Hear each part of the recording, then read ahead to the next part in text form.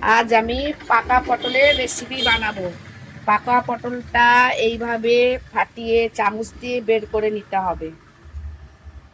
বের করে তারপরে আবার পরে আমি বানাবো, যখন তোমাদের আবার রেসিপিটা দেখাবো। একবার বানিয়ে খেয়ে দেখো, খুব টেস্টি হয় পাকা পটলের রেসিপি।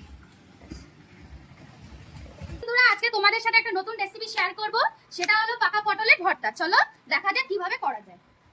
সর্ষের তেলে শুকনো লঙ্কা, কালো জিরা দিয়ে দেবো। তারপর দিয়ে দেবো রসুন কুচি তেলের মধ্যে। তারপরে রসুনটা হালকা লাল লাল যখন হয়ে আসবে, তখন তার মধ্যে দিয়ে দেবো পেঁয়াজ কুচি।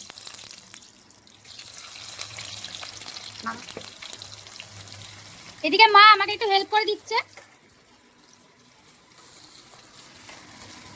আর এই পাকা পটলের ভর্তা সত্যিই ভালো লাগে, তোমরা অবশ্যই একবার করে খেও। এটাকে লাল লাল ভাবে ভেজে নেব।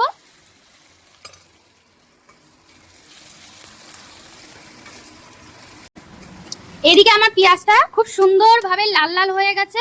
এখন আমি এর মধ্যে দিয়ে দেবো সেই পটল কুড়ানোটা। এই পেঁয়াজের মধ্যে দিয়ে পটলটাকে ভালোভাবে নাড়িয়ে নেব। আর একে একে এর সাথে দিয়ে দেবো সামান্য হলুদ গুঁড়ো। হলুদ গুঁড়োটা দিয়ে ভালোভাবে নাড়িয়ে নেব। তারপর এর মধ্যে দেব লঙ্কার গুঁড়ো। হ্যাঁ, আর ঝাল যে যার মতো পরিমাণ অনুযায়ী সবাই দিয়ে দেবে, যে যেরকম ঝাল খায়। তারপর এটাকে ভালোভাবে নাড়িয়ে নেব।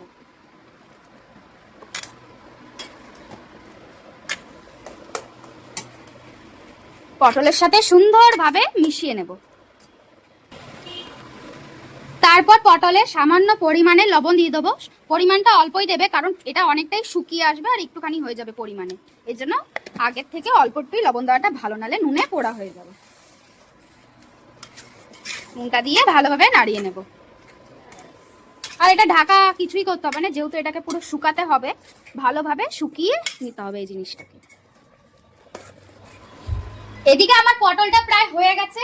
পটলটা একদম দেখেছো, এরকম তেল বেরিয়েছে, পটলের উপরে তেলটা পুরো ভেসে গেছে। সুন্দর ভাজা ভাজা হয়ে গেছে, শুকনো একদম। আর একটু ভেজে তারপরে পটলটাকে আমি নামিয়ে নেব।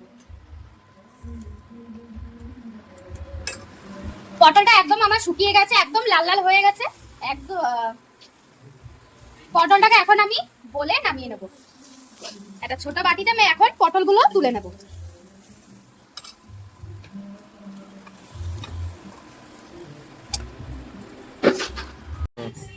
তো বন্ধুরা, আমার পাকা পটলের ভর্তা রেসিপি রেডি। আর এরকম সুস্বাদু রেসিপি পেতে চাইলে আমার চ্যানেলটাকে সাপোর্ট করো আর ভালোবাসা দিও। তাহলে তোমাদের ভালোবাসা পেলে আমি আরো সুস্বাদু রেসিপি তোমাদের সাথে শেয়ার করতে পারো। আর এরকম পাকা পটলের ভর্তা কারা কারা করে খেয়েছো অবশ্যই আমাকে কমেন্টে করে জানিও।